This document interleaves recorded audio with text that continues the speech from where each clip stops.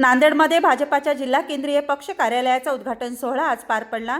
माजी मुख्यमंत्री अशोकराव चव्हाण यांच्यासह जिल्ह्यातील प्रमुख नेत्यांची कार्यक्रमाला उपस्थिती होती।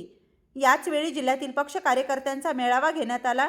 या मेळाव्यात आगामी निवडणुका ताकदीने लढवण्यावर सर्वांचे एकमत झाले।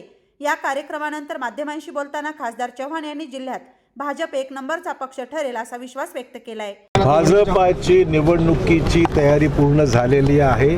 आज केंद्रीय कार्यालय जिथे निवडणूक फक्त एकच नाही आहे, नगरपालिका, जिल्हा परिषद, पंचायत समित्या, महापालिका या सगळ्या निवडणूक आणि पदवीधर सगळ्या निवडणुकीसाठी एक केंद्रीय स्थान राहणार आहे आणि त्यामुळे याचं आम्ही केंद्रीय कार्यालय म्हणून त्याचं परिवर्तन केलेलं आहे आणि आजपासून इथेच आमचं सर्व चर्चा भेटीगाठी इथेच होणार आहे। पण मला खात्री आहे की ज्या पद्धतीने मेहनत आम्ही करतोय, लोकांचा प्रतिसाद ज्या पद्धतीने आम्हाला आहे, त्यामधून नांदेड जिल्ह्यामध्ये भाजप हा सर्वात मोठा पक्ष यशस्वी ठरणार आहे।